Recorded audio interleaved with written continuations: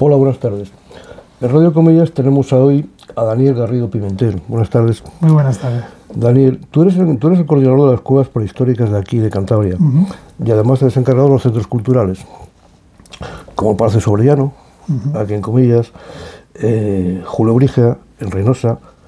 ¿Algo más? Sí, bueno, y del Seminario Mayor llevo la gestión de visitas. ¿Y del Seminario Mayor de aquí? Sí, sí. O sea que completo, Sobrellano y Seminario. Y aparte de eso, eres escritor. Sí. Tenemos aquí unos libros. Uno de ellos se llama, no se saldrá bien, Chamones y Brujos. Otro de ellos es el arte rupestre en Cantabria. ¿Es el último que se editó? Sí, salieron, bueno, los dos salieron el mismo año. Bueno, entre finales de, uno al principio de 2023 y otro a finales de 2023. O sea que, pero vamos, se les ha visto, han tenido más trayectoria ahora, bueno, en 2024 y ahora en 2025. Este lo se editó con Librucos, con nuestro amigo Ramón Villegas. Eso es. ¿Y lo has presentado el año pasado aquí en Comillas también? Sí, lo presenté en Comillas el verano pasado. Y la verdad es que bueno, bien, tuvo mucha aceptación. De hecho, ha tenido muchísima aceptación el libro. A mí fue un encargo que me hizo Ramón. Me dijo, yo creo que es necesario hacer una guía para que la gente conozca un poco la oferta que tenemos en Cantabria. Y dije, bueno, pues venga, vamos a ver qué es lo que la gente puede ver de prehistoria en Cantabria. Y claro, empecé pues el castillo, monedas, pues todas estas cuevas que están abiertas, el Pendo, el Museo de Altamira, etcétera.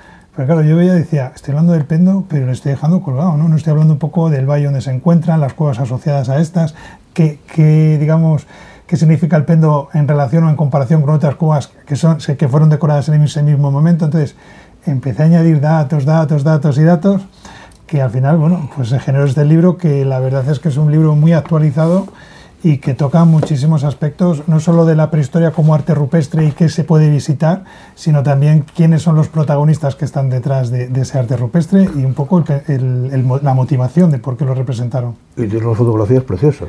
Sí, bueno, eso fue otra cosa, sí, tiene casi 300 fotografías y fue una cosa que cuando se hizo la maquetación del libro dijeron, ¿cómo vamos a meter tanta imagen en ese libro? Y dije, bueno, mira, yo soy el que lo ha escrito, yo os he hecho la selección de imágenes, vosotros sois los que cortáis. Y no cortaron nada porque la verdad es que dan muchísima, aunque la descripción es muy buena, claro, necesitas un poco la muletilla de la imagen para saber qué es lo que se está describiendo y los espacios que también se están describiendo. También tienes aquí, aparecen unos mapas.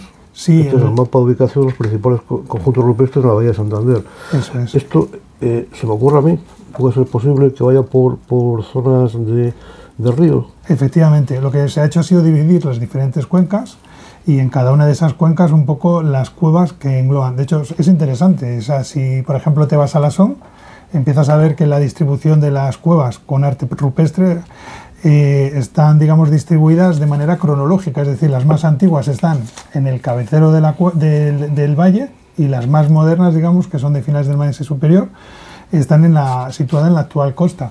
Y entre medias, en la parte media de la cuenca, estarían las pinturas que están a caballo entre las más antiguas y las más modernas. Es decir, ¿qué nos está hablando? Que esas poblaciones, pues hace 20, 25, 27.000 años vivían en la parte más interior de la cuenca de Lasón y fueron las poblaciones progresivamente yendo hacia la línea de la costa. Y luego te encuentras otros, por ejemplo, el Valle del Pas, que digamos el mayor núcleo conjunto de arte rupestre se encuentra en las cuevas del Monte Castillo, que también se habla.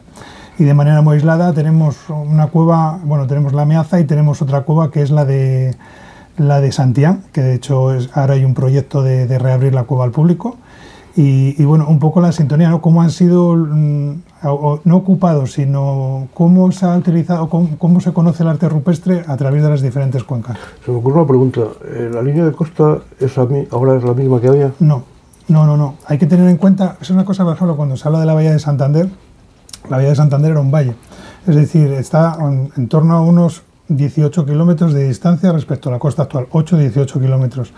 Y es curioso porque todo lo que es la Bahía de Santander era un valle, que ese valle tendría cuevas y todo eso ahora mismo está negado por el agua del mar. Es decir, todo lo que había ahí ha desaparecido. Nos queda, digamos, los alrededores. Una de esas cuevas que se han salvado de ser inundadas, por ejemplo, porque están más en el interior, sería la cueva del Pendo.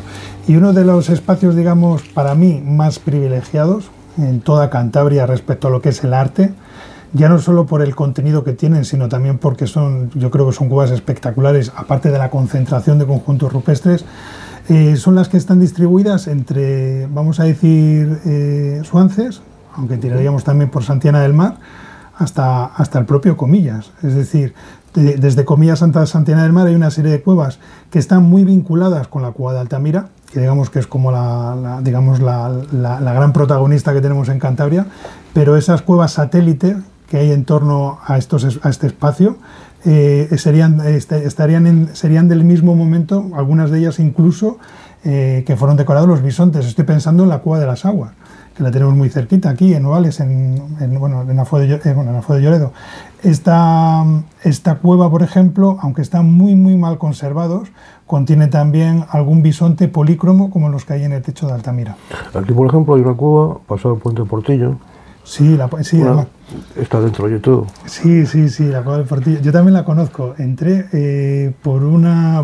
haciendo un estudio, fue un día, y la verdad que es una cueva un poco laberíntica, ya lo has visto, y tiene reducidas dimensiones, es peculiar.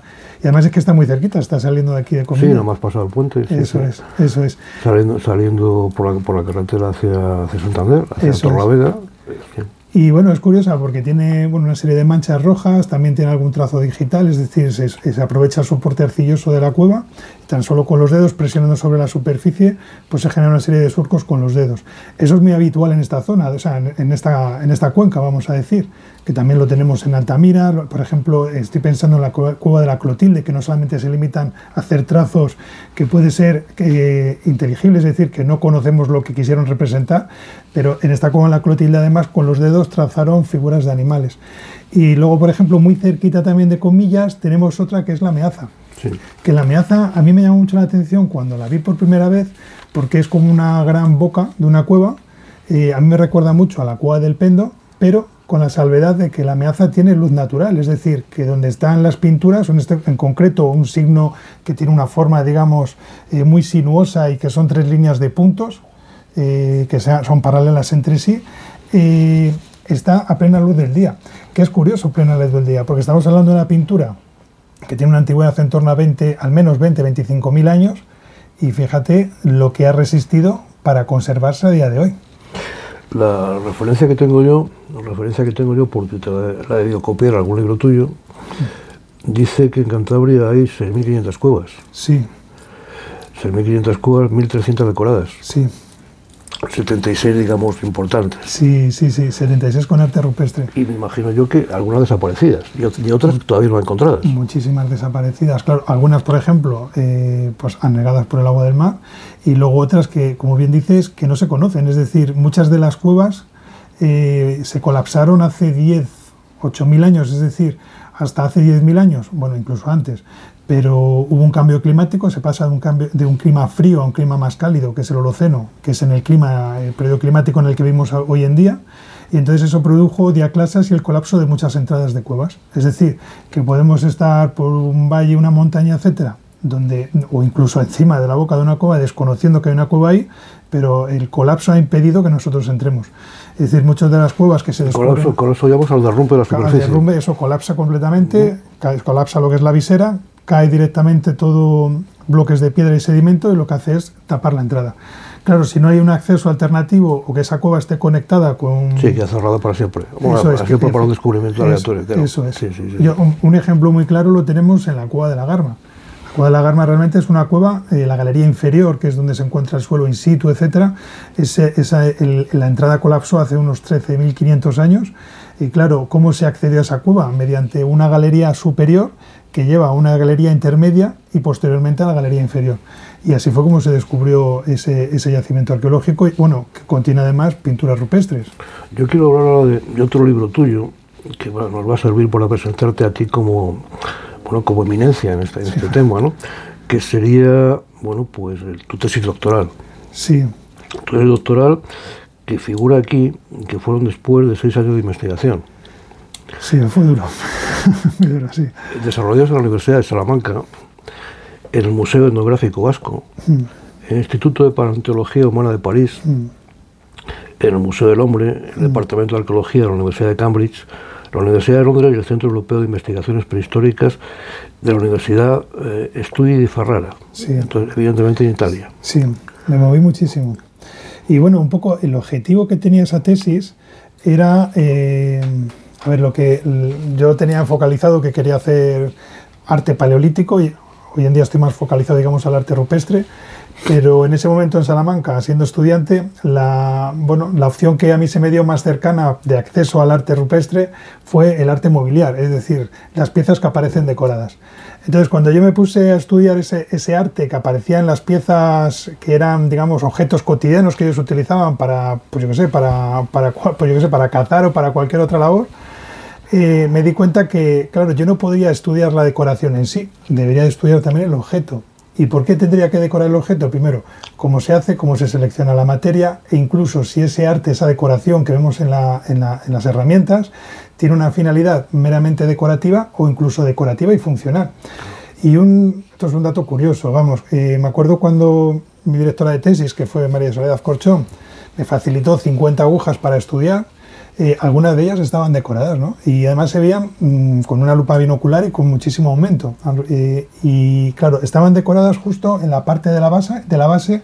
La aguja tenemos que pensar que es como la aguja que conocemos hoy en día, con la diferencia en que hoy en día son de metal y en su día eran de hueso. ¿Por qué la base, digamos, apareció una serie de incisiones?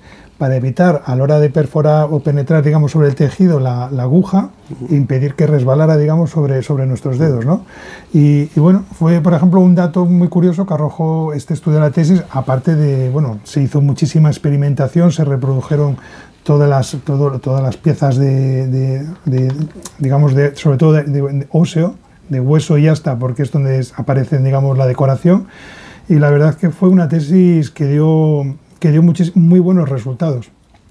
Tú naciste en Talavera de la Reina. Sí. Y me imagino que estudiarías en Historia en Salamanca. Sí. Y bueno, por tu afición, acabaste aquí, en Santander, sí, en Cantabria. Esto para mí no había otro camino, ¿no? No. Yo me acuerdo, lo que estabas diciendo, me estaba acordando de mi madre que me decía, ¿y cuándo vas a volver a Talavera? Y decía, cuando encuentre en Cueva. Decía. Es complicado, realmente fue así, la trayectoria, yo fíjate, el primer contacto que tuve con el arte rupestre fue de manera inconsciente y hace un par de fines de semana volví a contactar con ese espacio, que para mí en su día no lo fue y para mí hoy en día es un sitio muy especial. Y es el Museo Arqueológico Nacional. El Museo Arqueológico Nacional en la entrada tiene una reproducción, sí, soy yo. Efectivamente, de Altamira. Sí. Y cuando era pequeño, era escolar, nos llevaron allá a ver el Museo Arqueológico y cuando íbamos al autobús salían unos compañeros y dije, ¿de dónde salís? Métete que ya verás. Y ahí fue donde me encontré por primera vez con Altamira. Y luego el hecho de que yo estudiara arqueología fue un poco, pues porque a mí me gustaba cuando estaba en el Instituto del Arte y apareció, bueno, pues el profesor que tenía yo de Historia del Arte siempre hablaba de anécdotas relacionadas con las obras que estudiábamos para que se nos quedaran mejor y habló del Laoconte, que se encontró en los jardines del Vaticano, fue un hallazgo arqueológico y que eso, digamos, posteriormente marcó mucho la trayectoria de grandes artistas como Michelangelo y Leonardo. Entonces, claro, yo reflexioné y dije, ¿cómo me gustaría, ¿no?, encontrar piezas de arte y estudiarlas yo, ¿no? Y ahí es como llegué a la Universidad de Salamanca. Yo siempre se me ha dado muy bien dibujar y la que luego llevó mi tesis doctoral estaba buscando gente para hacer los calcos de las piezas de arte mueble.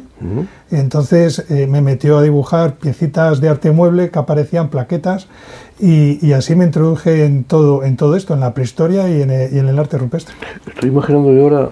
Has comentado el tema de la aguja, los resaltes que tiene para que no se derrizan los dedos, un dedal, una especie de dedal. La función sería contraria, el dedal sería en otro dedo, pero es para que no resbale. Y estoy imaginando también figuras de hueso que aparecen en tus libros, fotografías que aparecen en tus libros, y eso es increíble que cómo lo pueden hacer. Claro. No me refiero porque sea más o menos duro el hueso, sino por la fijación, o sea, la capacidad visual de esa gente tiene que ser impresionante. Sí, o sea, tiene una capacidad de abstracción y a la hora de elaborar, claro, tú cuando ves, hay una cosa a mí me da mucho la atención, por ejemplo, hace más de 30.000 años, 38, 36.000 años, empiezan a aparecer las primeras figuras femeninas y algunas de ellas están hechas en marfil. El marfil es durísimo. Sí. O sea, y además es un marfil que muchos pensamos que yo no lo pienso, pero piensan que cazaban al mamut, cogían el marfil. No, es un marfil fósil que todavía está más duro, ¿no? Tiene un proceso para ablandarlo y transformarlo. Y claro, esa capacidad de abstracción que ellos tienen a la hora de ver en ese trozo de marfil o de hueso o de asta una figura y empezar a quitar lo que sobra para darle forma, me parece sobrecogedor. Aparte de la energía que gastas en desarrollar eso tiene que tener una finalidad. Sí, claro. Y esa figura no tiene un objetivo tecnológico, es decir, no es para aprovechamiento de los recursos naturales, es decir, está más vinculada con el mundo espiritual o religioso o cultural de esas poblaciones. Y eso es lo más significativo, ¿no? Ahora que comentas el tema cultural, hay cosas que impresionan, ¿no?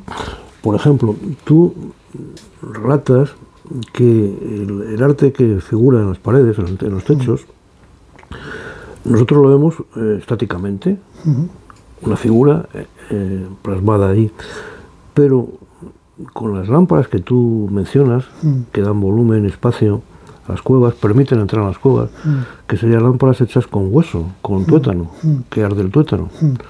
Que me llamó la atención que el tuétano pudiera arder tanto tiempo, ¿no? Eso da volumen.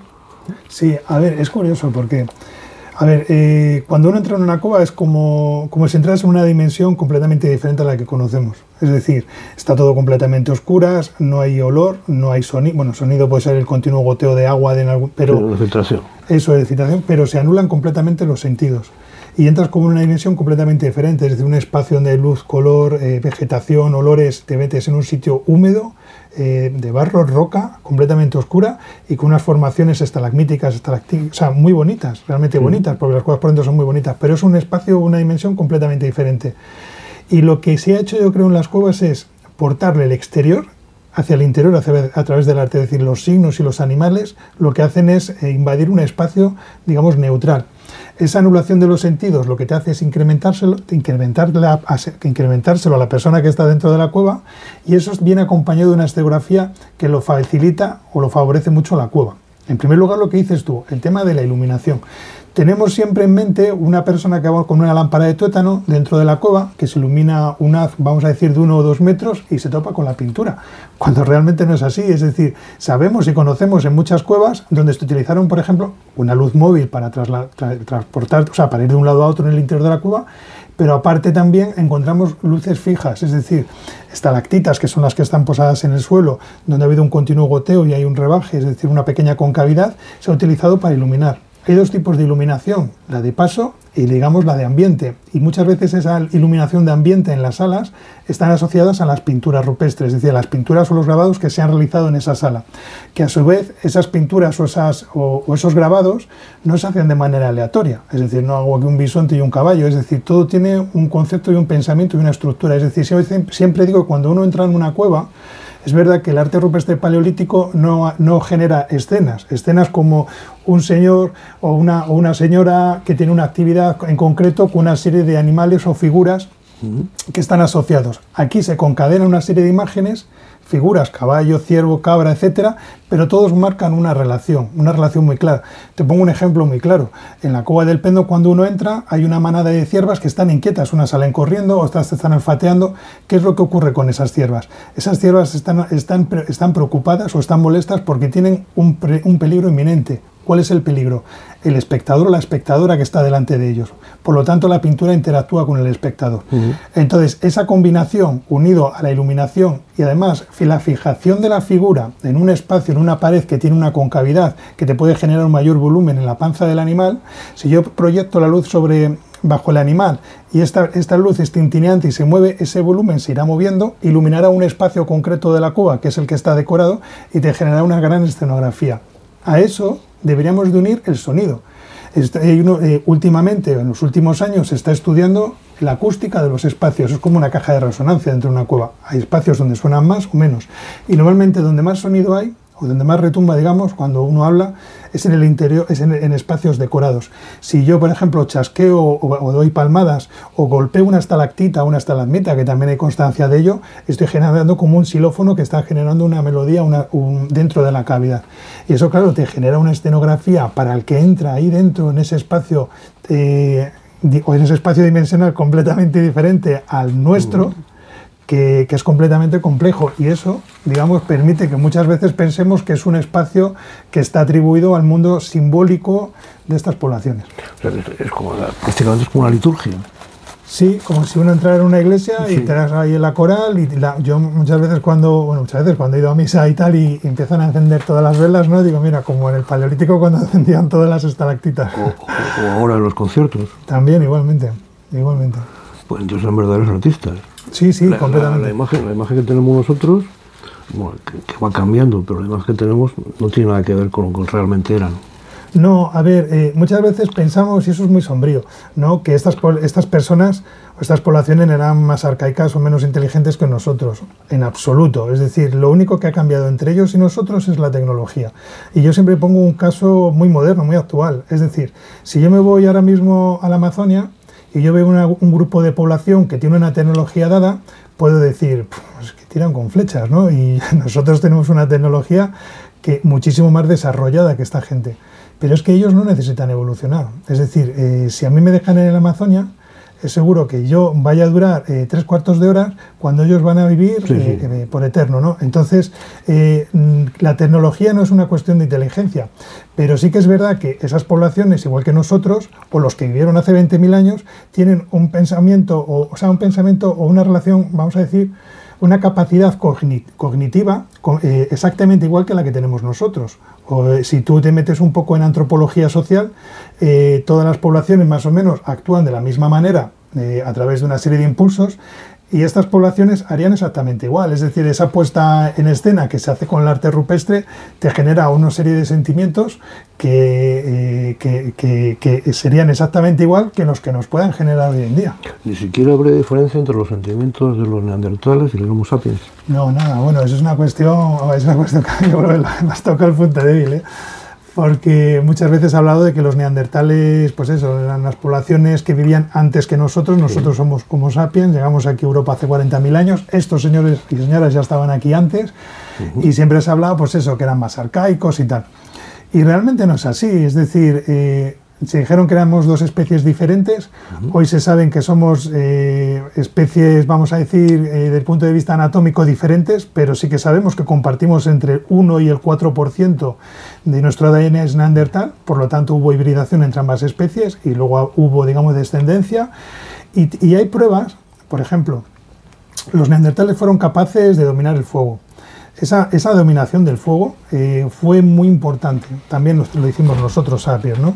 No hablas de hacer fuego, ni de descubrir el fuego, vale de dominar el fuego. Dominar el fuego, sí, porque se me dice, el descubrimiento mayor de la prehistoria, el fuego. Y dices, bueno, el fuego ya estaba allí desde tiempo memorial, ¿no? Como el que dice, el mayor invento de la prehistoria, vamos a decir, el agua. Y dice, o el manantial. Y dice, pues el manantial ya existía. O sea, lo único es que tú captas el agua de un lugar donde brota. O sea que, pero bueno, la tecnología. Efectivamente.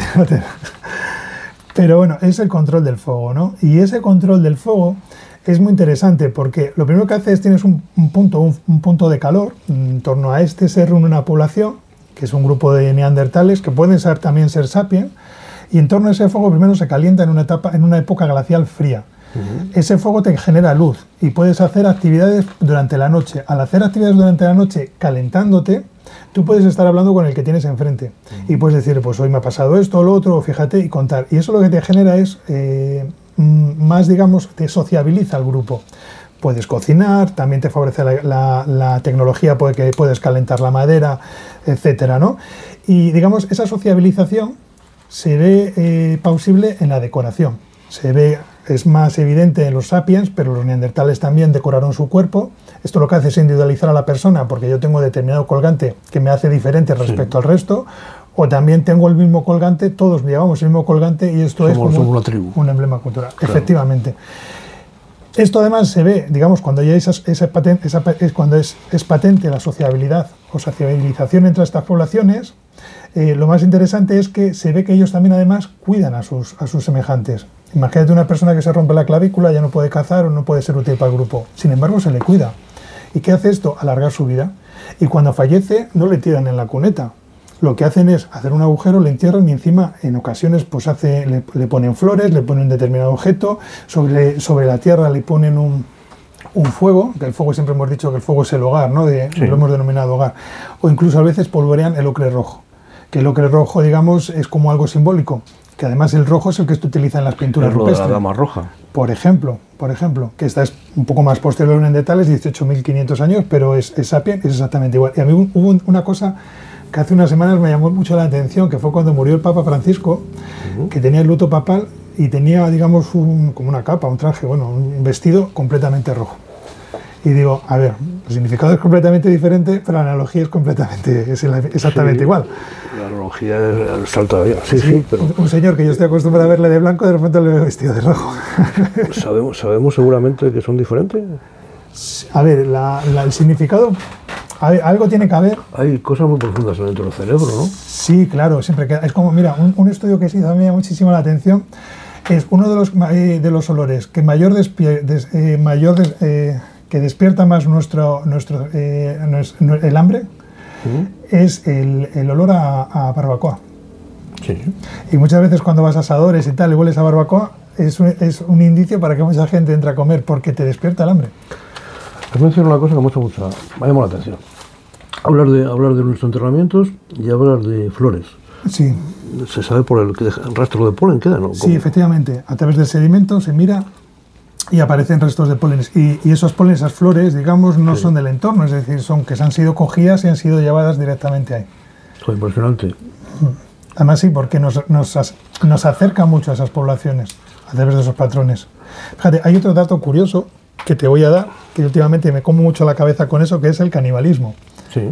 Por ejemplo, sabemos que los neandertales practicaron canibalismo, ¿no? Y se dice, pero esto era para consumir porque pasaban hambre. Y dice, bueno, los estudios dicen que no pasaban tanto hambre. Es decir, lo consumían pues puede ser porque era algo gastronómico. Alguien moría a un enemigo y me lo como.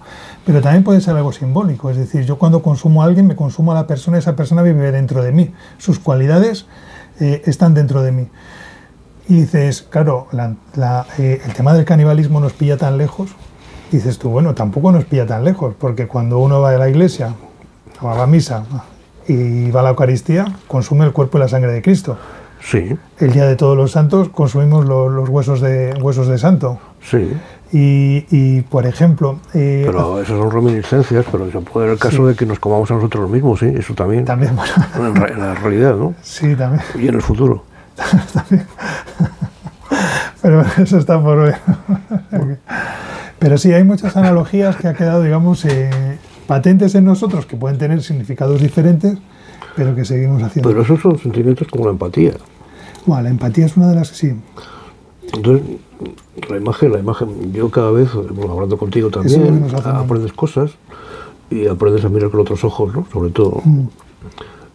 Claro, yo observo que, bueno, eran exactamente iguales que nosotros. Sí, completamente igual. Además, es que la empatía os da con ello.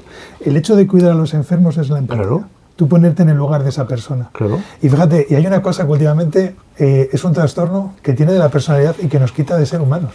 Esto ya es una paranoia mía personal, que es el narcisismo.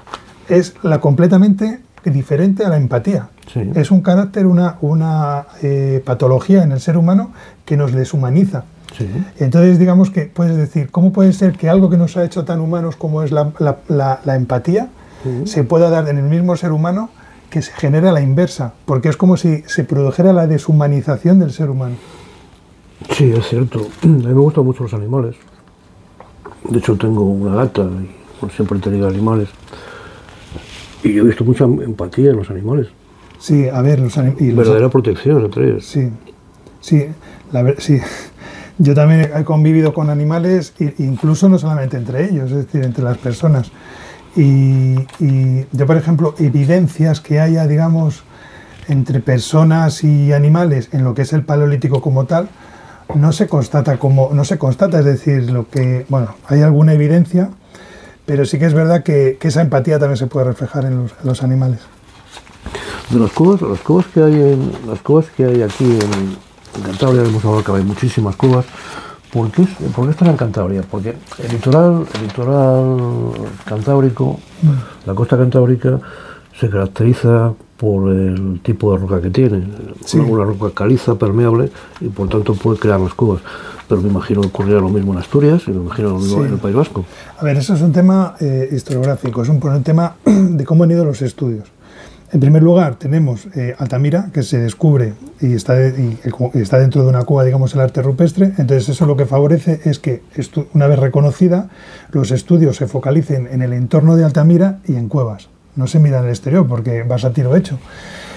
Es verdad que nosotros en Cantabria hemos tenido mucha tradición en el estudio de cuevas con arte rupestre. En País Vasco también lo ha habido, pero también estaba José Miguel de Barandiarán, que focalizaba mucho también los estudios en excavaciones arqueológicas.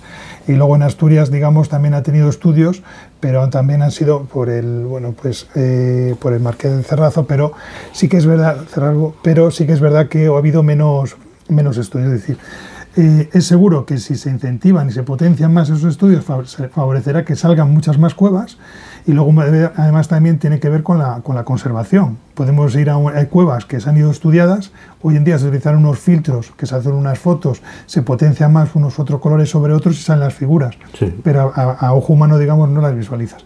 Y luego hay otro factor importante, porque muchas veces dices, ¿y por qué en el norte de España y en el resto de la península ibérica no hay arte rupestre? Pues porque hay espacios. Voy a poner un ejemplo que es en Salamanca, Sierra Verde, o voy a poner Domingo García, que está en Segovia, que el arte rupestre está al aire libre y está generalmente asociado a espacios naturales cerca de los ríos, y que la piedra, las afloraciones de piedra es esquisto o pizarra, y sobre la pizarra se piqueteó y se hicieron los animales, es decir, no están dentro de una cueva.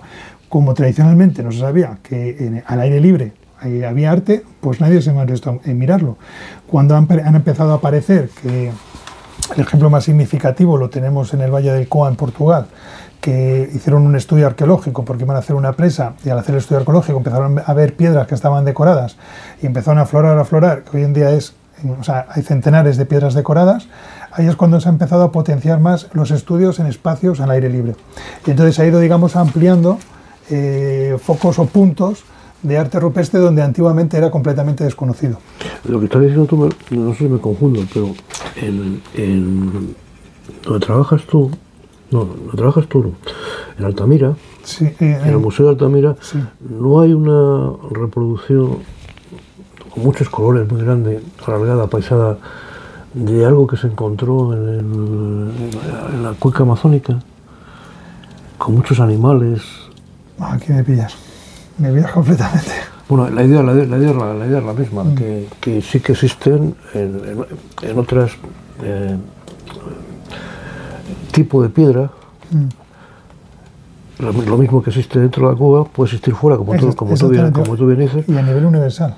Lo que pasa es que, claro, estando fuera está más desprotegida, porque yo me imagino que también aquí, en estas cuevas que estamos hablando, habría fuera, y se fuera desaparecido con el transcurso del tiempo, ¿no? Eso es. De hecho, eso lo ves, por ejemplo, en la Garma que hemos hablado antes, sí. Justo al lado de la boca que colapsó y se derrumbó, sí. Hay pinturas rupestres. De lo que hablábamos antes, dentro de las cuevas, la visión que tiene la gente que entra, la persona que entra, sobre el volumen que está fijo en la superficie por la reverberación de la luz, el tintineo de la grasa que se quema. También he visto fotos, claro, no lo he visto en particular, de cabezas de animales que el final de la cabeza del animal se repite, como que si quisiera dar volumen, como si quisiera. Me estoy acordando en caso concreto de un rinoceronte, el cuerno de un rinoceronte. Sí. No es porque, entiendo yo, no es porque está pintando, le falla el pulso, sino que quiere dar volumen, ¿no? Sí, volumen y movimiento. Volumen y movimiento. Intencionalidad. Es decir, sí, estás hablando de la cueva de Chauvet, o Pont d'Arc. Allí, por ejemplo, hay, incluso felinos, que aparece la cabeza, digamos, viene repetida, primero una cabeza, luego otra, y lo que te está haciendo es el movimiento del felino. Eso me refiero. Eso es, o el rinoceronte, que aparece, digamos, la cuerna y aparece, digamos, dibujada en varios puntos, ¿no? Sí. Y lo que te está haciendo es el movimiento del cuerno. Eso también se ve, aquí también lo hay, o sea, se ve animales, por ejemplo, que tienen como doble cabeza. Hay uno dudoso, algunos dicen que es otro que no, yo no me voy a mojar, en Castillo, uno amarillo que hay en el panel de las manos, que dicen que podría ser el movimiento de la cabeza, y uno muy claro lo tenemos también en el Valle del Coa. En el Valle del Coa tenemos un animal una cabra en concreto, que mira hacia un lado y hacia otro, y te está generando también el movimiento de la cabeza. Yo creo que mencionas la palabra cabra. Yo he visto imágenes serían figuras antropomórficas, mitad hombre y mitad animal, con una cornamenta. Estamos hablando, de magos, estamos hablando de hechizo, sí, estamos hablando de... Son de las minoritarias, además, ¿eh? Sí. Son espectaculares, efectivamente. Claro, ahí se ha hablado del tema del chamanismo, el brujo, Sí. bueno, el chamán, el brujo, que el chamán puede ser hombre o mujer, porque es indistinto, y más en sociedades matriarcales serían más mujeres que hombres, porque se entiende o se estima que la mujer, digamos, sería, bueno, que serían sociedades matriarcales. El tema de que tengan, digamos, esos caracteres de animales, ¿cómo lo puedes relacionar con el chamán, ¿no? Porque el chamán lo que hace es dotarse de una serie de cualidades que tienen los animales, que son los espíritus protectores, que te vinculan con el mundo espiritual. Entonces, por ejemplo, cuando el chamán entra en trance, lo que hace es volar, y para volar se tiene que dotar de las alas de los pájaros. Entonces, muchas veces cuando aparecen, digamos, figuras aladas, serían interpretadas como ese chamán en ese momento de trance. Igual que los ciervos también están vinculados con el mundo del bosque, o los osos, etc. O sea, los animales, digamos, tienen una simbología y estarían vinculados con ese mundo espiritual o religioso. Y entonces, al dotarte de esas cualidades que tienen esos animales, como persona, te facilitaría, digamos, ese tránsito. ¿Estamos hablando de qué años? ¿30.000, 40.000? No, normalmente hay diversidad y muchas están incluso sin datar, pero estaríamos hablando en torno, unos 25, 15.000, 13.000 años de antigüedad. Y jugando a divinos, ¿se puede entonces interpretar que la religión es innata al ser humano? Sí, completamente. En el momento, fíjate, esto, cuando la primera vez un poco que empecé a pensar sobre ello, cuando hemos hablado de los neandertales y cuando enterraban a sus difuntos, ¿por qué los entierran? ¿Porque la muerte es un punto y un final o porque la muerte es un punto continuado, un punto suspensivo? Es decir, si tú tienes la molestia de enterrar a tu difunto y dejarle unos objetos, es porque, el ajuar. Eso es, das por hecho que la muerte es un paso más de la vida. Es decir, la vida tiene varias etapas y una de ellas es la muerte. Y entonces, ¿qué ocurre? Cuando una persona pierde a un ser querido, digamos, le consuela pensar que es un tránsito y que después de la muerte viene la resurrección. No quiero decir que los neandertales pensaban en la resurrección. Nosotros, habrá gente que piense o no piense en ello, ¿no? Pero digamos que es como un tránsito. Y entonces esa muerte y esa resurrección estarían muy vinculados con la religiosidad de los grupos. Es decir, justificar el porqué de la muerte y pensar que la muerte no es un final, sino que es una continuación de la vida. Y todos estos estudios conducen también a pensar que aprendemos de los antiguos, de los muy antiguos. Sí, claro. O sea, para nuestro saber actual interno, sí. El saber interno actual, nos podemos recurrir a aquellos que murieron hace 40.000, 30.000, 20.000 años. Efectivamente. Claro, aquí hay un dato muy curioso, porque muchas veces cuando hablamos de arqueología hablamos de datos.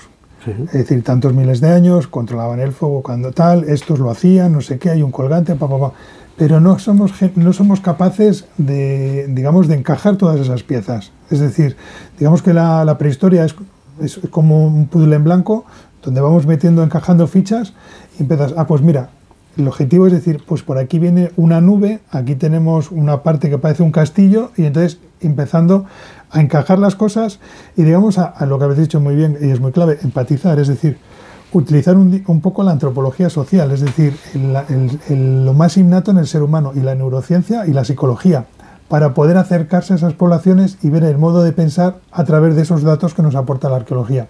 Y eso permitiría lo que tú has dicho. Y esos conocimientos pueden llevar en la actualidad a plantearse muchas cuestiones respecto a la religión, evidentemente, respecto a la raza. Sí, claro. La religión es evidente que la había en la prehistoria.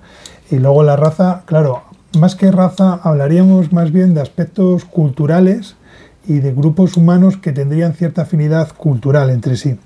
Es curioso lo de la raza, ahora que me dices, porque estoy pensando que, por ejemplo, una de las cosas que pensamos es que los sapiens que llegaron hace 40.000 años tenían la piel como tú y yo. Y eso es completamente erróneo, es decir, tenían la tez oscura. ¿Por qué? Porque venían de África. Y sin embargo, los neandertales que estaban aquí tenían la piel clara. Porque estaban aquí. Eso es. Y por ADN se ha visto incluso que eran pelirrojos. Ah.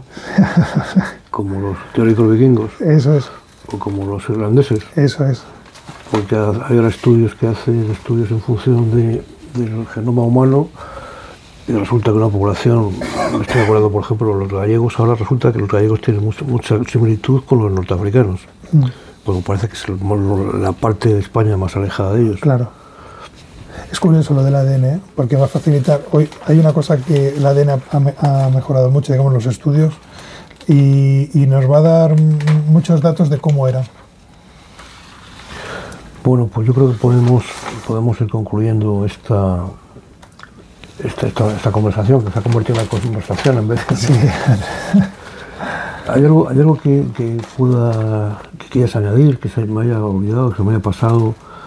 He estado tomando muchos apuntes de tus libros, pero es que claro, el tema de lo que tratamos es que es inmenso. Además es inmenso, además a medida que vas hablando va creciendo. Sí, es que hay muchas curiosidades y más, o sea, pero esto todo viene a raíz de que cada vez que vas aprendiendo y vas estudiando te genera nuevas preguntas que vas intentando de responder, claro. Y así sucesivamente. Es lo bonito, lo apasionante es eso, ¿no? Sí, efectivamente. Yo quisiera antes mencionar las 9 cubas que hay aquí, las más importantes, que serían Hornos de la Peña, La Pasiega, las monedas. Las monedas se pueden encontrar monedas. Efectivamente. Del siglo XIV, siglo XV. Sí. Y las monedas del siglo XIV, siglo XV, algunas eran de cobre. Sí, eran 15, 16, porque pone, ahí hay un 1490 o 1590, bueno, pero da igual. La cuestión es, porque hay un número que no se visualiza bien. Pero bueno, sí, eran, a excepción de todas de cobre, 19 de cobre y una de plata. Bueno, luego está la cobarana, la chimenea, el castillo, el pendo y la darma. Eso es. Y te decía lo del cobre por lo siguiente, después de la edad de piedra vino la de bronce. Sí. ¿Se ha encontrado bronce en estas cuevas? Metal como tal, no. Pero sí se ha encontrado, por ejemplo, la cueva de las monedas, tránsito en el interior de esa cueva en concreto, durante ese periodo, que llamamos la edad de los metales, ¿no? Sí. Que es cuando... porque es curioso, es decir, las cuevas en el Paleolítico, hasta hace 10.000 años, pasan de ser la boca, el espacio de ocupación o lugar de hábitat donde ellos vivían, y el interior, digamos, es el espacio decorado. Sí. Que eso no quita que las bocas de las cuevas también estaban decoradas, que lo hemos hablado, que por un tema de conservación sí, seguramente ha desaparecido. Sí. Pero cuando se produce ese cambio climático hace 10.000 años, pasamos de cazadores-recolectores a agricultores-ganaderos. ¿Y qué ocurre? Que hay un cambio completamente cultural, desde el punto de vista social y económico. ¿Y qué ocurre con esto? Que las cuevas son abandonadas, la gente se va a los valles, cerca del cultivo o controlando el ganado, es decir, se hace sedentario, y las cuevas, digamos, quedan abandonadas. Pero no se olvidan, es decir, mentalmente no se olvidan. Es decir, lo que se hace es volver a las cuevas, pero con un objeto votivo, religioso, incluso funerario. Es decir, en ese momento se constatan incluso enterramientos de la edad del bronce e incluso material. Son santuarios. Son santuarios.